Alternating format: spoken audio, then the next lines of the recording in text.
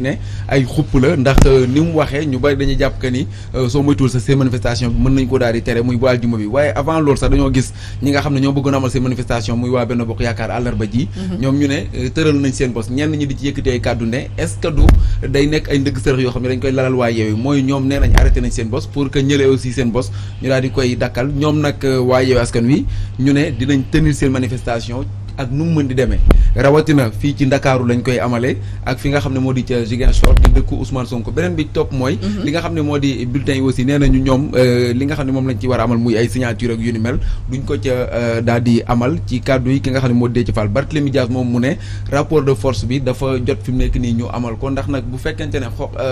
yox-yox yi am na ci rek ci kanam nguur gi boo moytuwul ñoom li ñu bëgg du sotti devant le pouvoir bi nga xam ne jàpp nañ ne pare nañ lépp ngir di leen jéem a xoxatal. Pas Matar plutôt, excuse-moi. Alors, est-ce que sont comme nous Issa waxé légui ils sont en train de tendre benn piège waa Yewwi bu waa Benno Bokk Yaakaar waxee ne ñoom dañuy arrêter ces manifestations pour respecter li nga xam ne mooy communiquer ak la volonté wu waa CNRA ci période campagne bi toutes les activités doivent être scellées est-ce que da nga foog ni piège bu ñu tendre la waa Yewwi. waaw loolu effectivement te li nga wax sax moo am c'est-à-dire loolu rôle CNRA la du rôle gouverneur de Dakar donc bu jëlee boppam jox ko ay prérogatives yoo xamante ni kenn amu ko et puis lu ci gën a kookas mooy mel ni mbir boobu Dakar kese la yam donc tey ji gouverneur Saint-Louis defagul génnegul décision boobu beneen gouverneur aussi génnegul benn alors gis nga circulaire boobu noonu looloo ci doy waar c'est-à-dire day wane quelque part que depuis quand même ci benn période dañu commencé di gis ni loi yeeg règlement intérieur rek circulaire rek yooyu dañu leen di jël di ko utiliser pour faire face ay opposants te loolu dafa nekk loo xamante ni lu doy waar la lu dramatique la maintenant dafa am loo xamante ni aussi dañ ko seetlu ci manifestation bii passé ginnaaw réussite beeg yooyu yëpp dañu gis ni ñi fa nekkoon di manifester bu nekkee propagande la ñuy bañ manifester nañ ba pare dégguma ci benn leader bu ni voté leen Yewwi Askan Wi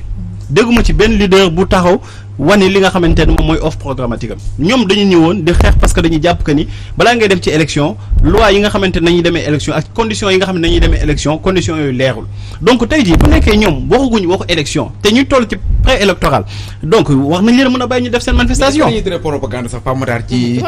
période les médias yi lañ koy tere mooy tey bu manifestation bi amee par exemple tel média waroo dem couvrir manifestation mais kenn waruñoo mën a tere par exemple politicien bi moom mu amal propagande am ci yeneen i anam mooy taxaw wax parce que li ñu génne muy période pré-campagne su ma juumul médias yi rek la concerné mais warul concerné ñi nga xam ne ñooy les politiciens non même pas réseaux sociaux sax mais tëril manifestation ñu tere la ko sukkandiku ci période pré-campagne bi man est-ce que loolu xel nangu na ko par rapport ak médias yi li ci mooy li ma la wax déjà xam nga le fait déjà que ñu yemale ko Dakar rek c'est assez problématique beneen mbir bi moom gouverneur da ci boole waa li nga xamante mooy réseaux sociaux yi c'est-à-dire bu ñu demee ba ñoom ñu bëgg contrôler réseaux sociaux yi nga xamante Macky Sall boobu ba tey dafa am benn obsession mooy réseaux sociaux yi alors tey jii ñoom ñu bëgg ci boole waa réseaux sociaux c'est dire en fait que ni nekkatuñu ay personnes yu lucide seen lucidité nañu perdre te jamono jii nii li ñu doon xaar si ñoom mooy wax dëgg yàlla ñu def mbir yoo xamante ni day gën a apaiser gis nga opposition li ñuy wooteew ñu benn yoon pour propagande bien que bu la neexoon ñu def ci propagande mais dañu ni comme dañuy dem ci élection mais nañu fexe ba sénégalais yëpp ñu am possibilité tànn ñi nga xamante ne ñoom nañu bëgg ñu représenter leen ñooñu dem assemblée nationale mais loolu ay na yéwén yaakaar naa ni war nañ si mën a d'accord war nañu mën a d'accord quand même ci loo xamante ni mosuñu ko gis ci àdduna mooy tête de liste boo xamante ni day dem élection te du am photo te loolu article 58 bu règlement intérieur lu mu tudd du code électoral moo ko wax c'est-à-dire mënoo dem ci élection te yow sa tête de liste du am photo te actuellement conseil constitutionnel nee na tête de liste Yewwi Askan du am photo seen liste bi nga xamante ne moo war a dem élection di liste proportionnelle bu national du am photo c'est-à-dire ay mbir yoo xamante ni kenn mënu ko comprendre loolu tey dafa nekk ay précédents yu dangereux si loolu nañu war a discuter te bañ a nekk fii di ñu indi ay wax yoo xamante naan nit ñi duñu manifester nit ñi moom kenn du leen tere manifester waxoon nañu ni bu ñu manifestation bi prétexte la woon pour ñu taal réew mi def nañ manifestation maa ngi koy wax te sénégalais gisal nañ ko seen bopp avant manifestation place de l'Obélisque dafa tilimoon ba ñu fa jógee dafa set wecc donc dañu jox leçon de civisme politiciens yeeg sénégalais yi donc nañu bàyyi seen yëfu caaxaan yi ñëpp ñi nga xamante ne bëgg nañu manifester benn bokk yaakaar na ñoo yee arrêté seen manifestation boobu parce que jamono ji ñoom am nañu leen doy parce que président Macky Sall tegul leen fenn war na leen ko dem di ànd ak ay boy insulteur moo gënal muy ànd ak ñoom loolu sax dinañ ciy waxtaan dinañ ci ibbi xaaj bu am solo Mame Birame est-ce que gis nga ni même scénario bi lañ nar a gisaat d'autant plus que vendredi bi la passé dañoo amoon autorisation waaye bi y a de fortes chances ñu bañ leen ko autoriser est-ce que su boobaa du indi affrontement entre li nga xam ne c'est les je dis même pas militants mais sympathisants et militants de Yewwi. waaw bu amee rek xam naa ne c'est la responsabilité du pouvoir parce que man je me dis quelque part que bu ma lire communiqué gouverneur bi je me suis dit que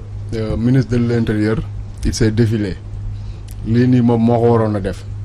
la preuve mooy waaye Yewwi Askan Wi nee nañ le 17 boobu dañuy manifester à Ziguinchor. Est-ce que communiqué gouverneur bi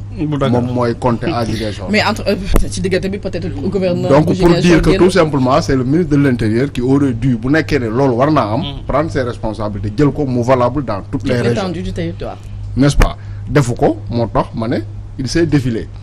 xëy na njombe yu mu def ci investiture yi moo tax bëggul tout jël responsabilité moo ci li xew nii mais xam nga ce qui se passe dans ce pays là day mel ne à un moment donné ñoom Ousmane Sonko ñoo nekk ci pouvoir bi ñee nekk ci opposition bi parce que même boo seetloo article bi nga xamante ne nii bu nekk ci code électoral bi bu gouverneur di wax noonu ni ñu ko organiser ñu naan pré-campagne bi nii loolu c'était pour ñu wàññi ministres yi ak nu mu tuddati DG yi pour ñu war a bañ a dem dans les régions di entamer la campagne avant l'heure loolu en fait bi ñu koy bind nekkuloon c'était destiné à l'opposition mais au pouvoir ñoom lañ bëggoon a wàññi seen ardeur ñu xaar ñeneen ñi nga xamante ne ni dañu jàpp ne amuñu responsabilité dëkk bi ay manifestation lañ mën a organiser pour nit ñi dégg leen. auparavant c'est pas destiné à l'opposition. non léegi ñu dem ba tourner ko ba war a régler à l'opposition ses comptes maanaam basé wu si article boobu ne opposition bi dañ leen di tere ñu def lii wala ñu def lële moo tax ma ne c'est très grave te soo seetloo ce qui se passe également ñu ne Yewwi Askan Wi def na conférence de presse le matin waa Benno Bokk Yaakaar woote beneen si ngoon gi donc loolu ça rentre ci dynamique bu ma lay wax rek c'est comme si ñoom ñoo nekk ci opposition bi faire face à ñoom Barthélémy Dias ñu nekk au pouvoir xëy na peut-être pouvoir bi Barthélémy Dias à la mairie de Dakar la moom la ñuy opposé wul mais dans tous les cas maa ngi dégg Pape Matar mu ne ñoom instant yi nii ñoom ñoo mën a dalal dëkk bi loolu pour man loolu laa jàpp dama jàpp ne tension bi fu mu toll nii xëy na chefs religieux yi am nañ ci rôle bu ñu war a jouer mais ki nga xamante ni moo yor la première responsabilité mais c'est le chef de l'État moom tey jii nii moo waroon a jàpp ne bu ñu demee dans un pays nga xamante ni le conseil constitutionnel dañu ne mooy le gardien de la constitution tey jii nii ku waroon a jël une loi bu ko appliquer au Sénégal da ngay jaar ci moom mu wax la ndax loi bi ànd na ak constitution bu Sénégal wala déet bu ñu demee ba conseil constitutionnel boobu wax au Sénégal ñëpp ne gëmuñu ko li ñu fi wax ni waxu tappale la donc ça pose problème bu boobu te loolu foofu ça fait intervenir la responsabilité du chef de l'État mais man xam nga lu tax gëwuma ne loolu dina am parce que dama xool sànq conférence de presse Benno Bokk Yaakaar bi gis Yankhoba Diattara di wax di naan ay seen baay Sonko seen baay Macky Sall di wax waxu demee noonu ma ne waaw mais kii du dernièrement moo fi teniroon ay propos yoo xamante ni c'était d'une extrême insolence envers Sonko ma jàppoon ne suñ jógee ci loolu kooku dañ ko war a wookat ne ko yow lii nga wax nii foo ko teg mais tey on a vu que moom la ñu tegaat au devant de la scène muy waxaat wax ju gën a garaaw ce qui veut dire quoi mooy que ñoom ils ne sont pas aujourd'hui en train de regretter propos yi nga xamante ne Yankhoba Diattara jël na wax na ko fi te Sénégal ñi ko dégg ñëpp te ànduñoo ak Macky Sall naqarlu ko mais non seulement nu mu tuddati métti luwuñ ko mais dañu gën a joxaat Yankhoba Diattara responsabilité pour mel ni mu gën a wax lu mel noonu. genre promotion mais Mame Birame pourquoi ku nekk di maintenir pression est-ce que du xëy na dafa am leneen lu ñu bëgg a lal mooy ku nekk maintenir pression bu ko defee élections yi ñu mën ko annuler wala jàpp nga ne pression bi yëpp c'est pour participer aux élections de juillet 2000. ban côté ngay waxee. ñaari côté yëpp. non opposition bi moom man dama jàpp ne sax ñoom quelque part. président moom nee na du reculer mais pression bi ñu gis ñoom ñu di ko maintenir aussi. muy non c'est que man opposition bi dama jàpp ne quelque part ñoom ñoo xaw a un peu sax relâché seen pression parce que seen bennoo du bokk boobu ñu doon wax ci parrainage bi nu mu tuddati Benno Bokk Yaakaar pour man amul argument ak le cas de Malick Gakou en 2019 amul argument bu gën a valable loolu donc tey jii nii dañoo waroon nekk di naan